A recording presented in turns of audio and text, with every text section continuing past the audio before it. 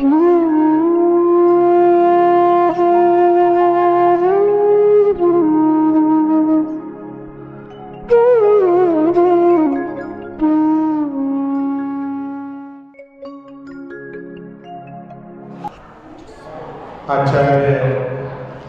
जिनसन स्वामी का ये जिन सहस्रनाम स्तोत्र, जिसमें 1008 नामों से भगवान की स्तुति इंद्र समोषण में करता है, उसका कल हमने चतुर्थ शतक पढ़ा था। उसका पाठ अपन कर लेते हैं, फिर इसके बाद फिर पंचम शतक प्रारंभ करेंगे। महाशोक ध्वजो शोकः कर सृष्टा पद्मविष्टिरः पद्मेशः पद्मसंभूतिः पद्मनाभिरनुत्तरः पद्मयो निर्जगद्योनि ऋत्यास्तुत्यास्तुतीश्वरः स्तुनालो ऋषिकेशो जिज्ञेयः कृतक्रियः गणाधिपो गणज्येष्ठो गण्यः पुण्यो गणाग्रणी गुणाकरो गुणाम्बोधिर् गुणज्ञो गुणनायकः गुणाधरी गुणोच्छेदी निर्गुण पुण्यगिर्गुणः शरण्यः पुण्यवाक्पूतो वरेण्यः पुण्यनायकः अगण्यः पुण्यधीर्गुण्यः पुण्यकृत् पुण्यशासनः धर्मारामो गुणग्रामः पुण्यः पुण्यनिरोधकः पापापेतो विपापात्मा विपाप्मा वीतकल्मषः निर्द्वन्द्वो निर्मतः शान्तो निर्मोहो निरुपद्रवः निर्निमेषो निराहारो निष्क्रियो निरुपप्लवः निष्कलङ्को निरस्तेन निर्धुतागो निराश्रवः विशालो विपुलज्योति रत्नलोचितवैभवः सुसंवृतः सुगुप्तात्मा सुहृत् सुमयतत्त्ववित् एकविद्यो महाविद्यो मुनि परिगणः पतिः धीशो विद्यानिधि साक्षी विनेता वेदांतकः पिता पितामहः पाता पवित्रः पावनो गतिः त्राता विषग्वरो वर्यो वर्धन परमः पुमान् कवि पुराण पुरुषो वर्षीयान् शिवः कुरु प्रतिष्ठा प्रसवो हेतुर् भौमेक पितामहः इति महाशोकध्वजादीशतम्।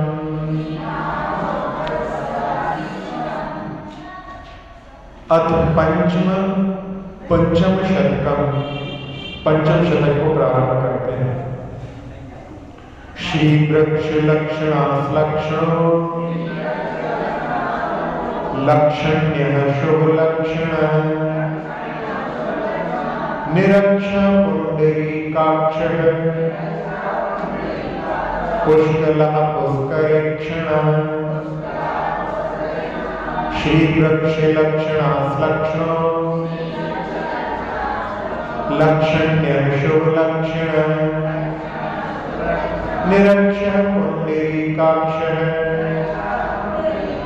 पुष्कलः पुष्करेक्षणः। श्रीवृक्ष लक्षण, श्री वृक्ष के चिन्ह से चिन्हित होने से भगवान के शरीर में 1008 लक्षण होते हैं, उसमें 108 मुख लक्षण होते हैं और 900 तिल व्यंजन आदि होते हैं। तो 108 जो लक्षण है उसमें श्री वृक्ष का चिन्ह भी रहता है, तो उससे चिन्हित होने के कारण भगवान का नाम श्री वृक्ष लक्षण। अच्छे अच्छे चिन्ह भगवान के चेहरे पर पूरे शरीर पर रहते हैं। जैसे आचार्य जी के उंगली के ऊपर एक त्रिशूल का निशान है। बचपन में वो त्रिशूल का निशान उनके सहपाठियों ने देखा था, उस पर इंक लगा करके और उसका निशान जो कॉपी में बनाते थे वहां पर। तो अनेक अच्छे अच्छे लक्षण महापुरुषों के होते हैं। तो यहाँ 1008 लक्षणों से भगवान युक्त होते हैं, उसमें श्री वृक्ष का भी लक्षण होता है। तो श्री वृक्ष के चिन्हित होने से भगवान का नाम श्री वृक्ष लक्षण है। सलक्षण, इसका अर्थ है सूक्ष्म रूप होने से। भगवान के स्वरूप को हम नहीं जान सकते क्योंकि उनका सूक्ष्म रूप है, इसलिए लक्षण्य है। अनेक सौ लक्षणों से सहित होने से भगवान का नाम लक्षण्य कहलाता है। शुभ लक्षण, शरीर में अनेक सौ लक्षण से सहित होने से भगवान को शुभ लक्षण भी कहते हैं। निरक्षर, समस्त पदार्थों का निरीक्षण करने वाले होने से भगवान का नाम निरक्षर। पुंडरीकाक्ष, उनके नेत्र पुंडरी यानी कमल के समान सुंदर होते हैं, इसलिए भगवान का नाम पुंडरीकाक्ष। भगवान का स्वरूप इतना सुंदर होता है, उनके नेत्र पूरा शरीर के एक अंग बड़े सुंदर होते हैं।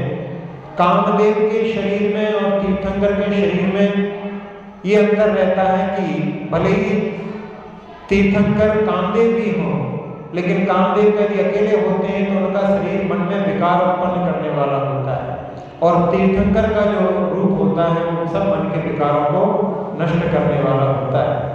पुष्कलः, आत्मा के गुणों से परिपुष्ट होने के कारण भगवान का नाम पुष्कलः। पुष्करेक्षणः, नीलकमल पत्र के समान लंबे नेत्रों के धारक होने से भगवान का नाम पुष्करेक्षणः। सिद्धितः सिद्ध संकल्पः, सिद्धात्मा सिद्ध साधन, बुद्ध बुद्ध्यो महाबोधिर्,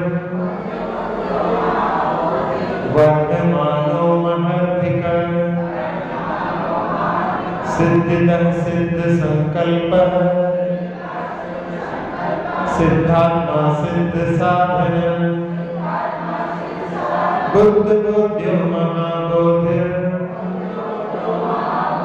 वर्धमानो महर्धिकः। सिद्धितः यानी सभी सिद्धियों के दाता होने से भगवान का नाम सिद्धितः। सिद्ध संकल्प, आपने सारे संकल्पों को सिद्ध कर लिया है, इसलिए भगवान का नाम सिद्ध संकल्प। सिद्धात्मा, आपकी आत्मा सिद्ध अवस्था को प्राप्त हो चुकी है, इसलिए सिद्धात्मा। सिद्ध साधन, मोक्ष के साधन रत्नत्रय की सिद्धि होने से भगवान का नाम सिद्ध साधन। साधन रत्नत्रय है और मोक्ष साध्य है, तो जिस साधन से उनको मोक्ष की प्राप्ति हुई है इसलिए सिद्ध साधन। बुद्ध बोध्य, जानने योग्य समस्त पदार्थों को जान चुके हैं, इसलिए भगवान का नाम बुद्ध बोध्य। महाबोधि, उनका रत्नत्रय अति प्रशंसनीय होने से भगवान का नाम महाबोधि। बोधि का रत्नत्रय होता है इस दृष्टि से।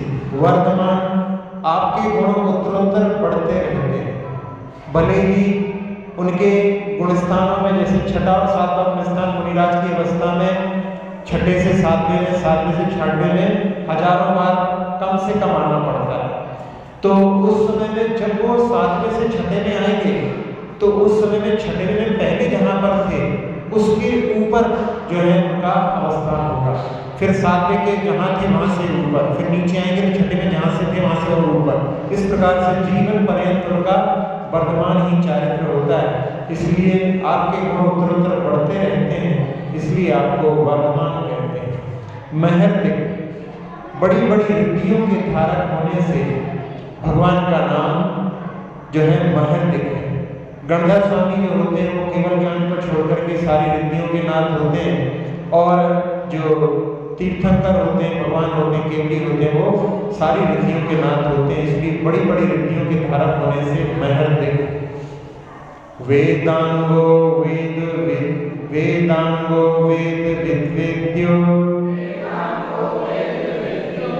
जात रूपो वेदांबरः वेद विद्य ससंवेद्यो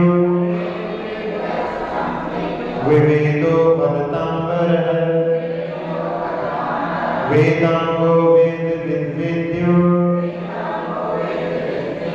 जाते रूपो वेदांबरः वेद विद्य ससंवेद्यो विवेदो वदतांबरः। वेदांत आप अनियोग रूपी वेदों के कारण हैं, इसलिए वेदांत। वेद यानी चारों नियम को जानने वाले हैं, इसलिए वेद्य ऋषियों के द्वारा जानने योग्य हैं, इसलिए भगवान का नाम वेद्य। जात रूप यानी जैसे यथाजात रूप कहा जाता है, जैसा तत्काल उत्पन्न हुआ जो यानी बच्चा रहता है उसके समान जो दिगंबर रूप है, इसलिए भगवान का नाम जात रूप। वेदांबर जानने वालों में श्रेष्ठ होने से वेदांबर कहलाते हैं। वेद वेद्य आगम के द्वारा जानने योग्य हैं, इसलिए भगवान का नाम वेद वेद्य। स्वसंवेद्य अनुभव गम्य होने से उनको स्वसंवेद्य कहते हैं। जब कोई जीव भगवान के दर्शन करने आता है तो उस समय में वहाँ पर कहता है कि आप कौन हैं, और जहाँ गुंबद होती है वहाँ पर आवाज गूंजती है, उसके कारण में वहाँ से भी आवाज आती है कि आप कौन हैं। भक्त कहता है कि आप भगवान हैं, तो वहाँ से भी इको पॉइंट जैसी ध्वनि होती है कि आप भगवान हैं। तो वहाँ अपने अंदर भगवान आत्मा विद्यमान है, उसकी ओर दृष्टि भगवान को देखने से प्राप्त होती है। और यहाँ पर उसी बात को कहा है कि स्वसंवेद्य अनुभव गम्य होने से, यानी भगवान की अनुभूति अपनी आत्मा में भी ऐसी ही भगवान बनने की क्षमता है, इसलिए भगवान को यहाँ स्वसंवेद्य कहा है। फिर इसके बाद में विवेद, 3 वेद होते हैं, तीनों वेदों से जो कि 90 गुण स्थान तक ही रहते हैं, ऊपर उठने के कारण भगवान को जो पुरुषादि तीनों वेदों से रहते हैं, इसलिए विवेद। वर्तंबर वक्ताओं में श्रेष्ठ होने से। आचार्य पुष्पाद महाराज ने सर्वार्थ सिद्धि में लिखा है कि कौन वक्ता रहा, कौन वक्ता है, कौन बोलने वाले हैं, तो वहां पर 3 बताए। एक बताया उन्होंने तीर्थंकर, इतरोवा यानी अन्य केवली और शुद्ध केवली, और उसके बाद में तीसरे जो है वक्ता के रूप में आरतीय शैली यानी आरती आचार्य, जो परंपरा से आचार्य है वो वक्ता होते हैं। 3 ही मुख्य वक्ता हैं, उनमें सर्वश्रेष्ठ जो है तीर्थंकर होते हैं, इसलिए वक्ताओं में श्रेष्ठ होने से भगवान का नाम वक्तांबर। अनाधिनिधनो व्यक्तो व्यक्त वाग व्यक्त शासन युगादिकृत युगाधारो युगादि जगदादिजः अनादिनिधनो व्यक्तो व्यक्त वाग्व्यक्त शासनः युगादिकृत युगाधारो युगादि जगदादिजः। हाँ, अनादि निधन, आदि और अंत से रहित होने से। वैसे कई बार प्रश्न करते हैं कि सबसे पहले मोक्ष कौन गया, तो आपसे ही पूछे तो कौन गया सबसे पहले मोक्ष? आदिनाथ भगवान के अपेक्षा से आदिनाथ भगवान के पहले भी बाहुबली भगवान मोक्ष चले गए थे, और बाहुबली भगवान के पहले भी उनके एक और अनंतवीर नाम के पुत्र जो थे वो सबसे पहले इस अवसरणी में मोक्ष गए। लेकिन ये प्रश्न नहीं है, प्रश्न ये है कि इस संसार में सबसे पहले मोक्ष कौन गया? नहीं बता सकते, क्योंकि शुरुआत ही नहीं है। जहां शुरुआत हो तो वहां पर पहला कहें। ये तो सनातन परंपरा है, हर 6 महीने 8 समय में 608 जीव मुक्ति को प्राप्त होते हैं। तो इस अवसरणी की अपेक्षा से भले ही मत कह लो, लेकिन अनादिकाल से अवसरपणी उसरपणी चल रही, कोई समय का मापदंड नहीं कहां से शुरुआत। इसलिए अपन उनके लिए पहला नहीं कह सकते। इसलिए भगवान भी कैसे हैं? अनादि निधन है, यानी आदि अंत से रहित है। व्यक्त ज्ञान के द्वारा अत्यंत स्पष्ट होने से भगवान को व्यक्त कहते हैं। व्यक्त वाक, आपके वचन अतिशय स्पष्ट हैं, इसलिए आपको व्यक्त वाक कहते हैं। व्यक्त शासन, आपका शासन अत्यंत स्पष्ट अथवा प्रकट है। भगवान की जो जिनवाणी में कहा गया जिन धर्म के बारे में वर्णन है, जितना भी अभी के पास उपलब्ध है वो भी बहुत स्पष्ट है। बड़े बड़े विद्वान जो अन्य मत के हैं वो भी जब जिन दर्शन का अध्ययन करते हैं तो वो कहते हैं कि यदि इस दर्शन का लोग अच्छी तरह से अध्ययन करें तो पूरे दुनिया पर शासन करने के योग्य यही शासन है। क्योंकि यहाँ पर कोई भी बैर विरोध वाली बात ही नहीं है, इतना स्पष्ट। जैसे रात्रि भोजन का त्याग है, जितने भी जो समझदार लोग हैं, जितने भी जो योग करने वाले लोग हैं, सब जानते हैं कि रात्रि में भोजन करना शरीर के लिए अच्छा नहीं। एक अभी कुछ दिनों पहले लोग पुटीनों का एक लेख आया था, उसमें लिखा था कि रात में भोजन करना कहीं से कहीं तक ठीक नहीं है। व्यक्ति के लिए रात में 12 घंटे का उपवास करना चाहिए, जबकि जैन नहीं है, वो योग की दृष्टि से कह रहा है कि शाम का भोजन हमेशा सूर्यास्त के आसपास हो जाना चाहिए, और 12 घंटे अपने लिए कुछ नहीं लेना चाहिए, जिससे अपना शरीर जो दिन भर में उसको क्षति अपने भोजन करने से प्राप्त हुई है वो सारी उसकी दूर हो जाए। इसलिए रात्रि के समय में कुछ भी नहीं खाना चाहिए। और एक मैनचेस्टर में जो ग्रेट ब्रिटेन की एक सिटी है, वहां पर बहुत समय पहले एक एसोसिएशन बनी थी, उसका नाम था नो ब्रेकफास्ट एसोसिएशन। क्योंकि लोग यदि ब्रेकफास्ट करते हैं तो फिर लंच लेट हो जाता है, और लंच लेट होता है तो फिर डिनर हो जाता है। इसलिए वहां पर स्वस्थ रहने के लिए लोग कि ब्रेकफास्ट नहीं करेंगे तो जल्दी भोजन कर लेंगे और शाम का भोजन भी जल्दी हो जाएगा। तो जिन शासन में जो भी बातें कही गई हैं बहुत स्पष्ट है, सबके हित के लिए हैं। इसलिए यहाँ पर आपका शासन अत्यंत स्पष्ट और प्रकट है।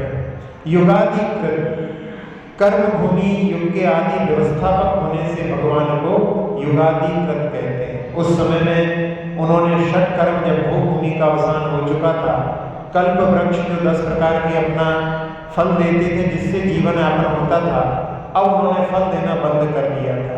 उस समय में भगवान ने सबके लिए पूरा व्यवस्थित शासन बताया था। तो कर्म भूमि के युग के आदि में व्यवस्थापक होने से भगवान को युगाधिकृत कहते हैं। युगाधारक, यहाँ भी युग का आधार, युग को आधार या सहारा देने से भगवान का नाम युगाधार। युगादि, कर्म भूमि युग का प्रारंभ आपसे ही हुआ था, इसलिए भगवान का नाम युगादि है। जगदादिजः, जगत के प्रारंभ में उत्पन्न होने से भगवान को जगदादिजः नाम से पुकारा जाता है। अतीन्द्रो तीन्द्रियो धीन्द्रो, महेन्द्रो तीन्द्रियार्थदृक्, अनिन्द्रियो मिन्द्रार्च्यो, महेन्द्र महतो महान्। अतीन्द्रो तीन्द्रियो धीन्द्रो, महेन्द्रो तीन्द्रियार्थदृक्, अनिन्द्रियो मिन्द्रार्च्यो, महेन्द्र महतो महान्। अतीन्द्र, अपने प्रभाव अथवा ऐश्वर्य से इंद्रों को भी अतिक्रांत करने से भगवान का नाम अतीन्द्र है। एक सम्यक दर्शन में कारण बनता है जिन महिमा दर्शन। जब देव लोग जहां छोटे जो देव रहते हैं वो अपने अपने इंद्र को भगवान जैसा मानते हैं, उनका ऐसा प्रभाव रहता है, ऐसी उनकी आज्ञा और ऐश्वर्य रहता है, उनको लगता है कि इनसे बड़ा संसार में कोई नहीं। लेकिन जब वो भगवान के पंच कल्याण में आकर के भगवान की सेवा करते हैं तब उन देवों को लगता है कि अरे हम कितनी गलत फहमी में थे, देवादिदेव तो ये है। उससे उनको सम्यक दर्शन की प्राप्ति हो जाती है। तो यहाँ पर जो नाम है अतीन्द्र, यानी अपने प्रभाव से और ऐश्वर्य से इंद्रों को भी अतिक्रांत यानी उनको भी उल्लंघन कर देते हैं, इसलिए भगवान का नाम अतीन्द्र। अतीन्द्रिय, इंद्रिय गोचर न होने से भगवान का नाम अतीन्द्रिय है। अपन पांचों इंद्रियों के माध्यम से भगवान को बहुत थोड़ा हल्का फुल्का जानते हैं, वास्तव में उनके स्वरूप को जानना अपनी इंद्रियों से संभव नहीं है, क्योंकि वो इंद्रियातीत उनका स्वरूप है। धीन्द्र है, बुद्धि के स्वामी होने से भगवान का नाम धीन्द्र। महेंद्र, परम ऐश्वर्य का अनुभव करने से महेंद्र कहलाते हैं। अतीन्द्रियार्थ दृक्, जो सूक्ष्म पदार्थ होते हैं उनको इंद्रियां नहीं जानती। अंतरित यानी जो बहुत दूर हैं, एक बहुत दूर होते हैं और एक काल की अपेक्षा से बहुत दूर होते हैं। तो अंतरित में जो भूत में और भविष्य में हैं उनको भी इंद्रियां नहीं जानती। और जो अपनी इंद्रियों से बहुत दूर होते हैं उन पदार्थों को देखने में इंद्रियां समर्थ नहीं होती। इसलिए भगवान का जो है अतीन्द्रिय ज्ञान होता है और उसके माध्यम से वो देखते हैं, इसलिए भगवान का नाम अतीन्द्रियार्थ दृक्। अनिंद्रिय, इंद्रियों से रहित होने से। वैसे तो भगवान पंचेंद्रिय कहलाते हैं, लेकिन उनकी इंद्रियां कार्य नहीं करती। क्यों? क्योंकि उनका इंद्रियां भी काम करेंगी तो इंद्रियों का काम तो क्षयोत्सव ज्ञान के माध्यम से होता है और उनका ज्ञान छाये हो चुका है। इसलिए पहले भी कहा था कि भगवान कान से नहीं सुनते, भगवान आंखों से नहीं देखते। उनकी आंखें दिखाई देती हैं, वहां पर कान दिखाई देते हैं, लेकिन वो काम नहीं करते। वो अतीन्द्रिय, अनिंद्रिय ने इंद्रियों से रहित ज्ञान के माध्यम से कार्य करते हैं। अहम इंद्रार्च्य, अहम इंद्रों के द्वारा पूजित होने से। अहम इंद्र जो नव ग्रेवेक में और उसके ऊपर जो नव अनुदेश होते हैं, 5 अनुत्तर होते हैं, वहां पर अहम इंद्र होते हैं। नीचे इंद्रों की कल्पना होती, इंद्रादि 10 भेद होते हैं, लेकिन वहां पर सब समान होते हैं, इसलिए वो अहम इंद्र कहलाते हैं, कोई छोटा बड़ा नहीं। और वहां पर उनके अवधि ज्ञान के माध्यम से जब उनको अवधि ज्ञान से पता पड़ता है कि भगवान का कल्याणक हो रहे हैं, तो वहीं पर वो जो है अंजलि के माध्यम से, द्रव्यों के माध्यम से पूजा आदि कर लेते हैं। तो अहम इंद्रों के द्वारा भी पूजित होने से। महेंद्र महिता, बड़े बड़े इंद्रों के द्वारा पूजित होने से भगवान का नाम जो महेंद्र महित और महान, सबसे पूज्य व बड़े होने से भगवान का नाम महान है। अब एक प्रश्न उठ सकता है, मैंने बताया था इंद्रिय के बारे में कि जब भगवान इंद्रियों के माध्यम से नहीं जानते हैं और अतीन्द्रिय ज्ञान से जानते हैं, तो उनको सब कुछ मालूम है कि सामने वाला क्या प्रश्न पूछेगा, लेकिन फिर भी उसके प्रश्न करने के बाद ही उत्तर देते हैं। ऐसा नहीं कि मालूम है हमको तुम क्या पूछने वाले हो बताते हैं, ऐसा नहीं। मालूम प्रश्न सामने वाला करता है, उसके बाद ही वो उत्तर देते हैं। उद्भव कारणं कर्ता पारगो भवतारकः अगण्यो गहनं गुह्यं पराध्य परमेश्वर। उद्भव कारणं कर्ता पारगो भवतारकः अगाह्यो गहनं गुह्यं पराध्य परमेश्वर।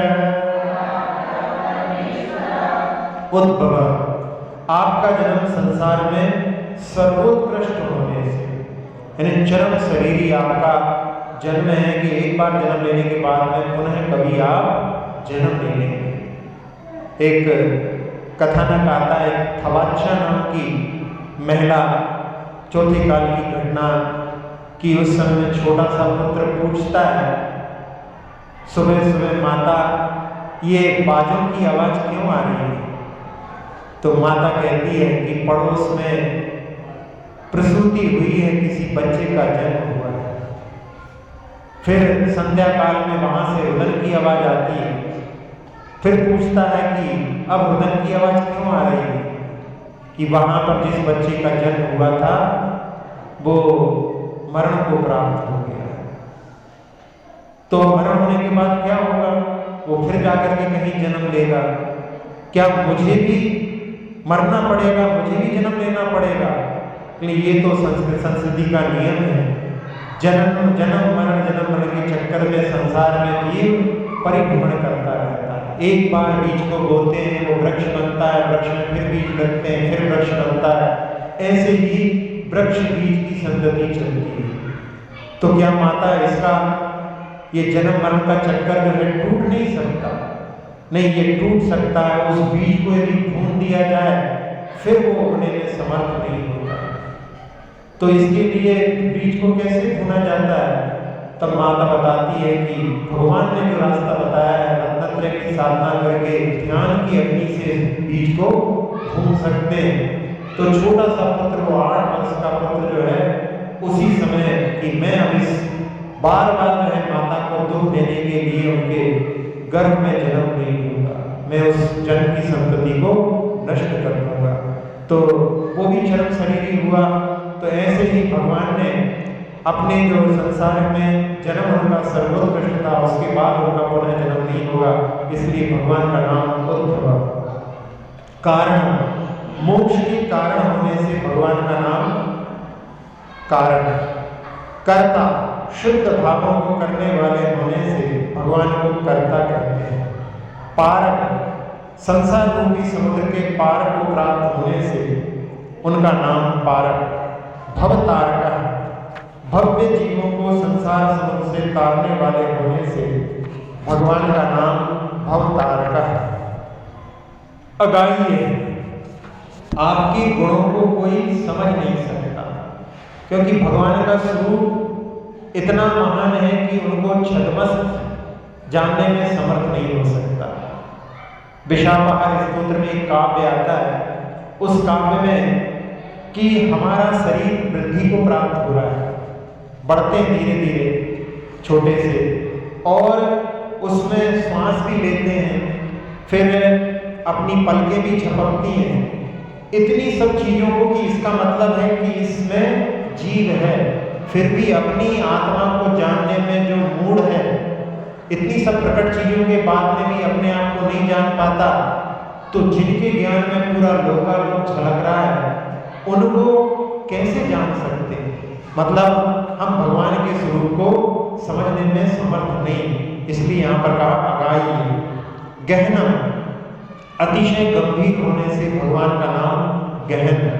गुह्य, गुप्त रूप अर्थात परम रहस्य रूप होने से भगवान का नाम गुह्य। उनके रहस्य तो जब योगी उस पथ पर चलते हैं, ध्यान के माध्यम से उनके रहस्य प्रकट होते हैं, आत्मा से जब परमात्मा प्रकट होता है तब जाकर के वो रहस्य प्रकट होते हैं। परार्थ, सबसे उत्कृष्ट होने के कारण भगवान का नाम परार्थ है। परमेश्वर, सबसे अधिक समर्थ होने के कारण भगवान परमेश्वर कहलाते हैं। अनंतर धीर मेयरधि, रचिन्त्यर्धि समग्रधि, प्राज्ञः प्राज्ञहरोऽभ्यग्र, प्रत्यग्रो ग्रीवोऽग्रजः। थोड़ा कठिन है, धीरे धीरे पढ़ते हैं इसको। अनंतर धीर मेयरधि, रचिन्त्यर्धि समग्रधि, प्राज्ञः प्राज्ञहरोऽभ्यग्रः, प्रत्यग्रो ग्रीवोऽग्रजः, प्रत्यग्रो ग्रीवोऽग्रजः, अनंतर धीर में अर्धी रचित्यर्धी समग्र धी प्राज्ञ रोभ्यग्रह प्रत्यग्र्योग्र्योग्र्यमोग्रजः अनंत रिद्धियों के धारी होने से। जहाँ 64 रिद्धियों का वर्णन आता है, वो तो वर्णन की अपेक्षा से यहाँ पर 64 रिद्धियों का वर्णन किया है। जैसे कहते हैं कि कहवत के 46 गुण गंभीर, 34 अतिशय आदि मिलाकर के 4 चतुष्टय 8 प्रातिहार, इनके माध्यम से भगवान के वहाँ पर गुणों का वर्णन कहने के लिए किया जाता है। वास्तव में भगवान अनंत गुणों के धारी हैं। ऐसे ही समझाने के लिए 64 रिद्धियों का वर्णन किया जाता है। रिद्धियाँ तो अनंत होती हैं और उन सबके स्वामी होने से भगवान का नाम अनंत है। अमेय रिद्धि, अपरिमित अमेय ऐश्वर्य के धारी होने से। अचिंत्य रिद्धि, ऐसी रिद्धियाँ होती हैं जिनके बारे में चिंतन नहीं किया जा सकता, इसलिए अचिंत्य रिद्धियों के स्वामी होने से। समग्र रिद्धि, आपकी बुद्धि पूर्णावस्था को प्राप्त हुई है, इसलिए समग्र रिद्धि। प्राज्ञ, सबसे मुख्य होने से भगवान का नाम प्राज्ञ है। प्रागहर, प्राग्रहर का अर्थ है प्रत्येक मांगलिक कार्यों में सर्वप्रथम स्मरण किए जाने से भगवान को प्राग्रहर कहते हैं। अभ्यग्र, लोक का अग्रभाग प्राप्त करने के सम्मुख होने से भगवान को अभ्यग्र कहते हैं। अभी अरहत अवस्था से भगवान सिद्ध अवस्था को उस लोक के अग्रभाग को प्राप्त करने वाले हैं, इसलिए अभ्यग्र।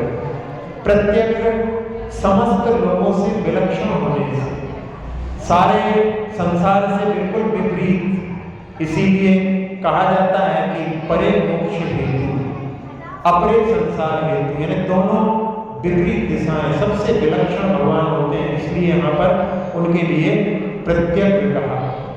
अग्रे, सबके स्वामी होने से अग्रे कहलाते हैं। अग्रिम, सबके अग्रेसर होने वाले, अब सबके अग्रेसर होने से उनको अग्रिम कहा जाता है। और अग्रजः, सबसे ज्येष्ठ होने से भगवान का अग्रज भी नाम पुकारा जाता है। महातपा महातेजा महोदर को महोदय, महायशा महाधामा महासत्तो महाधृति महातपा महातेजा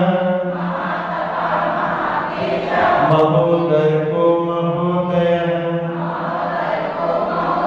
महायशा महाधामा महासत्तो महाधृति। महातपा, कठिन तपस्या को धारण किया था, इसलिए भगवान का नाम महातपा। 13 महीने 8 दिन के बाद में आहार हुए थे, ऐसे कठिन तपस्या को धारण करने से महातपा। महातेजा, आपका तेज चारों ओर फैल रहा है, इसलिए महातेजा। महोदर, आपने जो तपस्या की है उसका फल केवल ज्ञान है, इसलिए महोदर। महोदय, बड़ा भारी ऐश्वर्य होने से महोदय कहलाते हैं। महायशा, आपका महान यश चारों ओर फैल रहा है। भगवान आदिनाथ का 10 से ज्यादा जो वैदिक पुराण हैं उनमें बड़े आदर के साथ नाम लिया जाता है। भागवत पुराण में भी उनका, भगवान आदिनाथ का वर्णन है, और यहाँ तक कई पुराणों में वर्णन है कि आदिनाथ के पुत्र भरत के नाम से देश का नाम भारत पड़ा। तो आपका महान यश चारों ओर फैल रहा है। और कई लोगों का ऐसा भी मत है कि अन्य मत में जैसे वहां पर कहा जाता है कि नबी के पुत्र रसूल हुए, तो नबी वो नाभि थे और रसूल ऋषभ थे, ऐसा भी लोग जो है अर्थ निकालते हैं। महाधामा, विशाल तेज प्रताप के धारी होने से महाधामा। महासत्व, अपार शक्ति संपन्न होने से महासत्व। महाधृति, महान धैर्यवान होने से भगवान का नाम महाधृति। महाधैर्यो महावीर्यो महासंपन्न महाशक्तिर्महाज्योतिर् महाभूतिर्महाद्युतिः महाधैर्यो महावीर्यो महासंपन्न महाबलः महाशक्तिर्महाज्योतिर् महाभूतिर्महाद्युतिः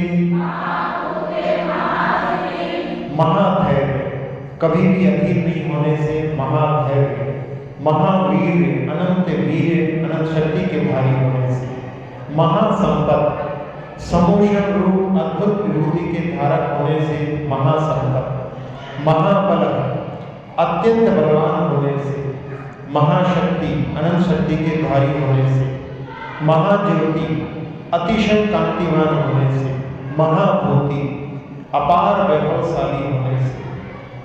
3 तीर्थंकर चक्रवर्ती हुए और उन्होंने सारी अपनी वैभव वृत्तियों को छोड़ दिया और समोषण में वो पुनः वहां पर नवनिधियां आदि वहां पर एकत्रित हुए। तो ऐसे एक ही तीर्थंकर नहीं, सभी तीर्थंकरों के जो समोषण होते हैं उनमें अपार वैभव रहता है। उन सबके धारी होने से भगवान का नाम महाभूति, महाद्युति। आपका शरीर अत्यधिक चमकदार द्युतिमान होने से महाद्युति कहलाते हैं। महामतिर्महानीतिर् महाक्षान्तिर्महादयः महाप्राज्यो महाभागो महानंदो महाकविः महामतिर्महानीतिर् महाक्षान्तिर्महादयः महाप्राज्यो महाभागो महानंदो महाकविः महामति, अतिशय बुद्धिमान होने से महामति। महानीति, अतिशय नीतिवान न्यायवान होने से। महाशांति, अतिशय क्षमावान होने से। महादया, अतिशय दयालु होने से महादय कहलाते हैं। महाप्राज्य, अत्यंत विवेकवान होने से महाप्राज्य के नाम से पुकारते हैं। महाभाग, अत्यंत भाग्यशाली होने से। महानंद, अत्यंत आनंद के धारी होने से महानंद कहलाते हैं। महाकवि, सर्वश्रेष्ठ काव्य रचने वाले होने से महाकवि भी उनको पुकारा जाता है। महाकीर्तिर महाकांतिर्महाबपुः महादानो महाज्ञानो महायोगो महागुणः महाकीर्तिर महाकांतिर्महाबपुः महादानो महाज्ञानो महायोगो महागुणः महा, अत्यंत तेजस्वी होने से। महाकीर्ति, विशाल कीर्ति के धारक होने से। महाकांति, अद्भुत कांति के धारी होने से। महाबपु, उत्तुंग विशाल शरीरधारी होने से। आदिनाथ भगवान का 500 दिवस का शरीर था। महादान, बड़े दानी होने से। समस्त जीवों को अभयदान, बाकी सारे संसार के प्राणी उनको देने में समर्थ नहीं होते, लेकिन भगवान समस्त जीवों को अभयदान प्रदान करने में समर्थ होते, इसलिए महादान। महाज्ञान, केवल ज्ञानी होने से। महायोग, योग का अर्थ ध्यान भी होता है, तो बड़े ध्यानी होने से। महागुण, बड़े बड़े गुणों के धारक होने से। महामहपति प्राप्त महाकल्याण पंचकः महाप्रभुर महाप्राति आर्याधीशो महेश्वरः महामहपति प्राप्त महाकल्याण पंचकः महाप्रभुर्महाप्राति आर्याधीशो महेश्वरः।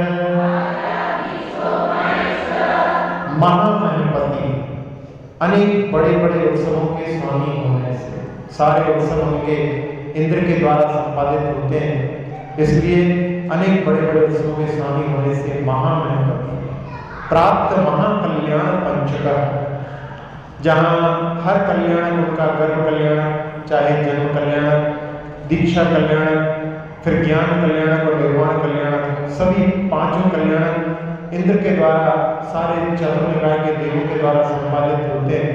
ऐसे 5 महाकल्याण को जिन्होंने प्राप्त किया है, इसलिए भगवान का नाम प्राप्त महाकल्याण पंचकः। पहले के समय पंच कल्याण जब होते थे तो वहां पर सारी व्यवस्था रहती थी। एक बार व्यक्ति आ गया तो वो पूरे पंच कल्याण करने के बाद ही जाता था, भोजन आदि की सारी व्यवस्था रहती थी। एक बार एक समुदाय जो जैन नहीं था, वो मुस्लिम सैनिकों से बचता हुआ निकल रहा था, बच रहा था, भाग रहा था, और पंच कल्याण जहां चल रहे थे उन्होंने अपनी शरण ढूंढने के लिए उसमें वो घुस गए। लोगों ने देख भी लिया कि लोग यहाँ पर आए हैं, लेकिन शरणागत को शरण लेना ये तो धर्म है। उन्होंने पूछा कि यहाँ पर कोई लोग आए हैं? नहीं, यहाँ पर सब धार्मिक लोग ही हैं, यहाँ और कोई लोग नहीं है। और वो शुरुआत में ही वहाँ पर पहुँच गए थे और सारी व्यवस्था थी, तो उन्होंने वहाँ पर पूरा पंच कल्याण अच्छे से देखा और पंच कल्याण देख करके पूरी प्रक्रिया उनके मन में ऐसी बैठ गई कि उन्होंने कहा कि सच्चा धर्म तो यही है। सही प्रभावना उसको देख करके उनके मन में कि हमको अब आगे जैन धर्म का पालन करना है।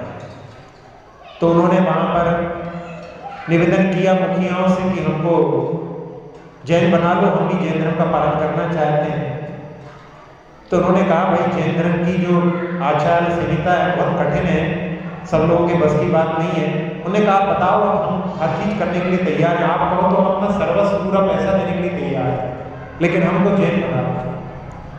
तो उन्होंने कहा कि जब इनकी इतनी लगन है और कहा जाता है कि जैन धर्म किसका जो माने उसका, जो माने उसका, तो इनको निराश नहीं करना चाहिए। लेकिन इनकी कितनी लगन है इसकी परीक्षा के लिए कि अभी आखिरी में समापन समारोह होगा, उसमें आप लोगों को भोजन देना है, सबको भोजन कराना है।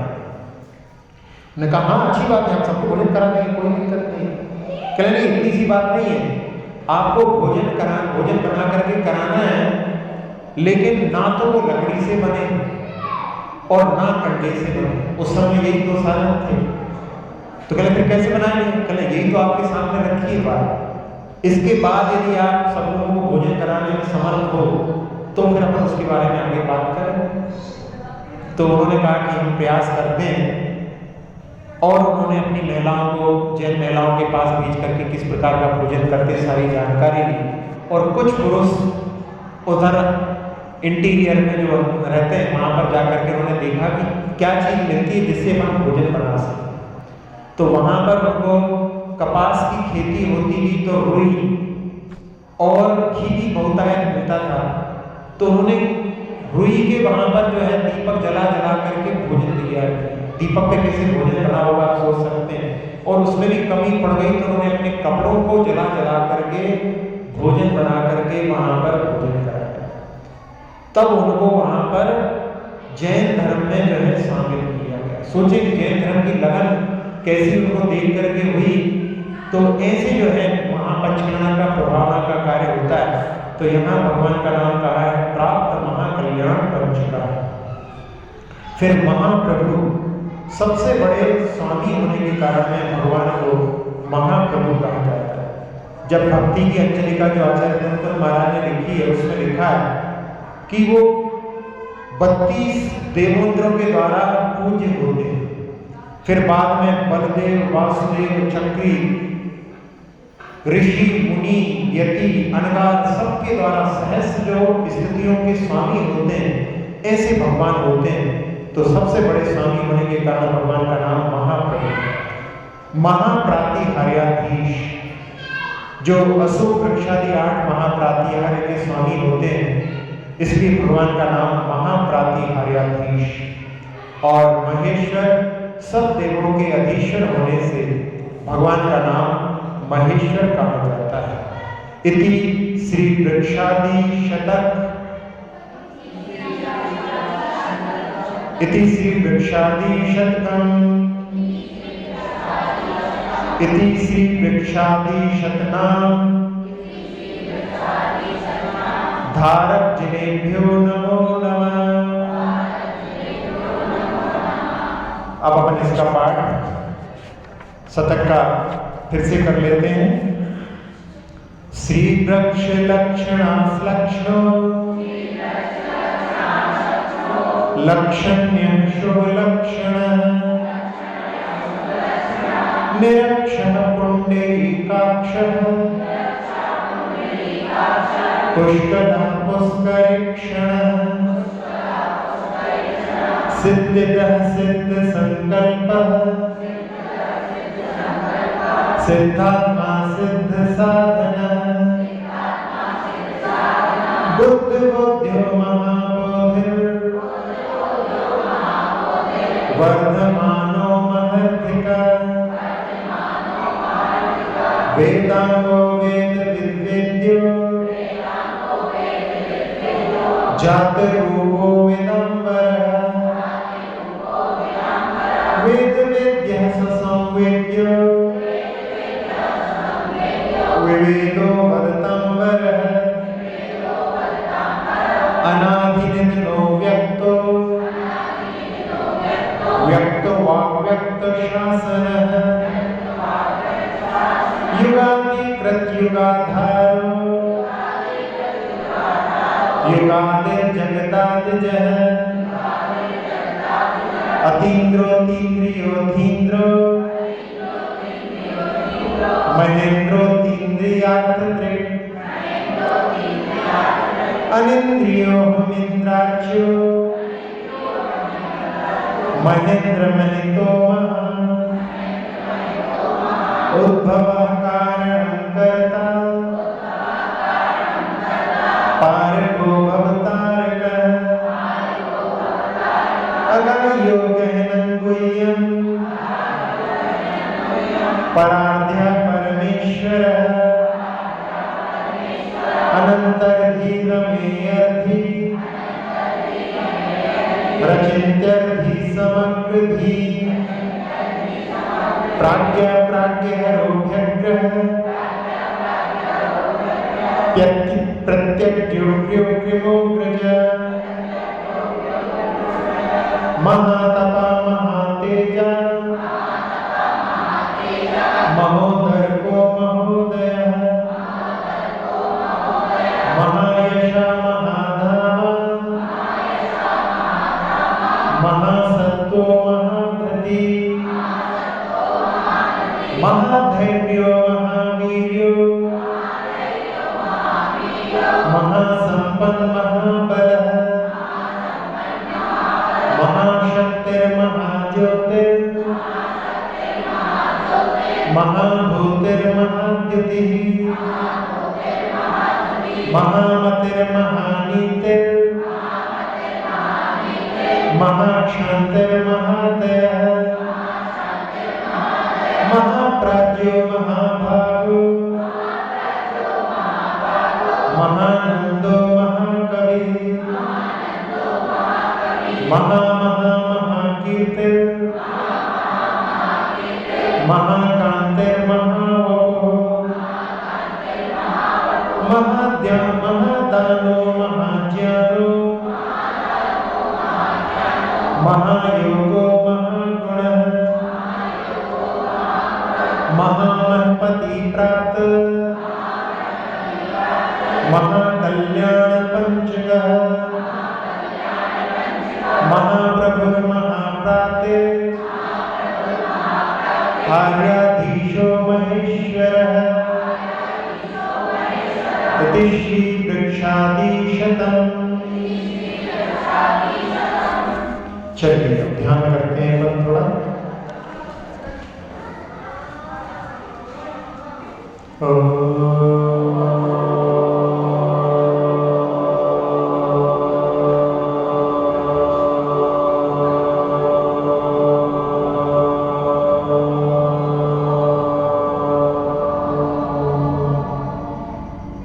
प्रणव मंत्र के माध्यम से मन पूरी तरह से शांत हो चुका है।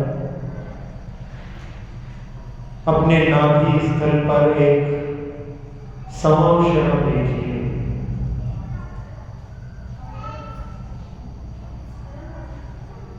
बीचों बीच 3 कड़ियों के ऊपर सिंहासन के ऊपर चतुर्मुखी भगवान विराजमान है। अरहंत प्रभु जिनके पीछे अशोक वृक्ष, उसने अपने शोर को छोड़ दिया है, इसीलिए उसके पत्तों के माध्यम से, फूलों के माध्यम से वो अपने हर्ष को व्यक्त कर रहा है। देवों के हाथों से पुष्पों की वृष्टि हो रही है।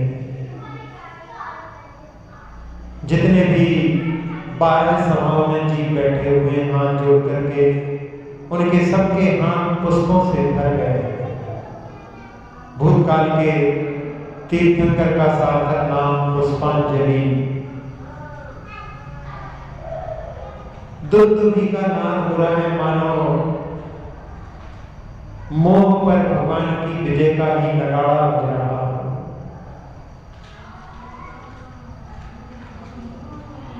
बारह समाएं भगवान की दिव्य ध्वनि का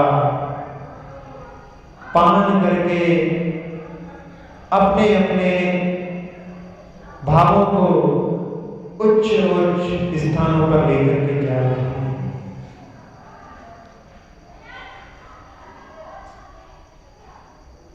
जिस आसन पर भगवान विराजमान है, उसके चारों ओर सिंह नीचे मानो अपने जीवन भर की क्रूरता को दूर करने के लिए ही, क्रूरता के द्वारा जो पाप कमाए उसको दूर करने के लिए भगवान की शरण में आ गए।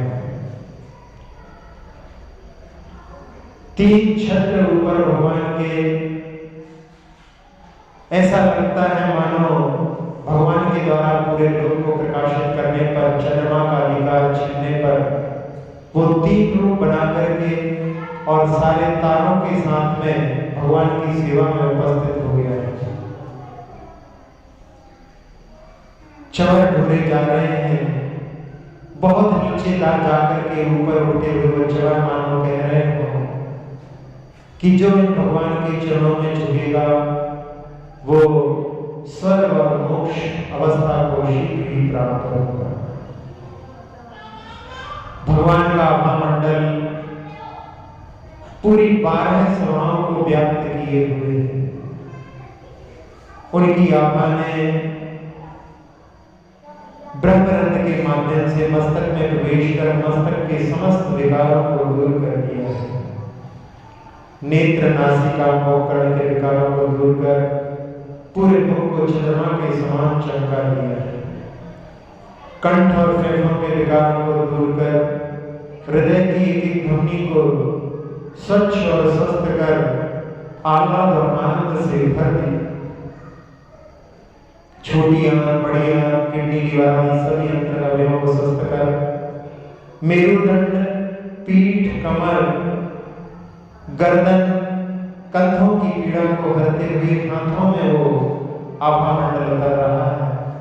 टिहुनी तक, कलाई तक, उंगली के एक कोरे तक पहुंच करके हाथों को समस्त तकलीफों से दूर कर दिया है। जंघाओं, घुटनों की पीड़ाओं को हरते हुए पिंडलियों, टखनों, एड़ियों, तलवों, अंगूठे से सभी उंगलियों को अपने आगोश में लेकर के पूरे शरीर को, पूरे शरीर की त्वचा को, एक एक प्रदेश को निर्विकार, निरामय, निरोगी बना दिया है। सारे संसार को इस भामंडल की ऊर्जा का लाभ मिले, इसी भावना से पूरे संसार में अपने हाथों से उस ऊर्जा को निकलते हुए पूरे लोक को व्याप्त करते हुए देखें। सुखी रहे सब जीव जगत के,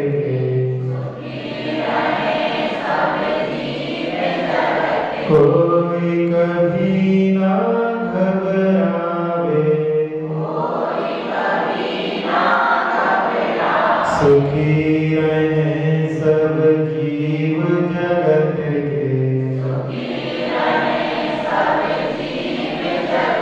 कोई कभी ना घबरावे, सुखी रहे सब जीव जगत के,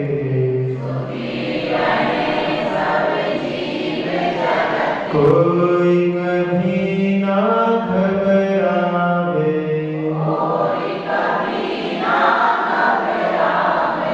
भगवान की आभा ने पूरे लोक में शांति का वातावरण बना दिया है।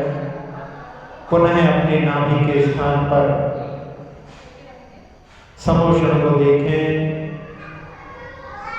5000 धनुष ऊपर समतल भूमि पर अष्टम भूमि श्रीमंडप भूमि में 12 सभाएं और बीच में 8 प्रातिरणों से युक्त अनंत भगवान को देखते हुए अक्षर पद मात्रा से दूषित वचन अगर मगहीन रहे,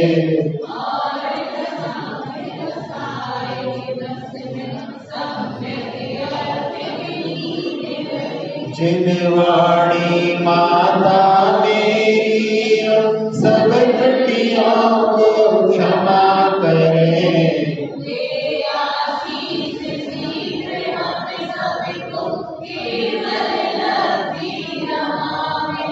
प्राप्त हमें हो बोधि समाधि परिणामों की शुद्धि हो,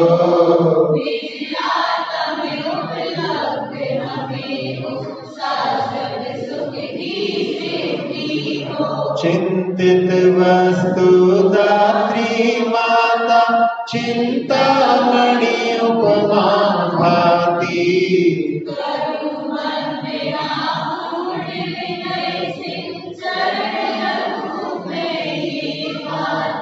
कर जिन वाणी स्तुति तन की ममता दार,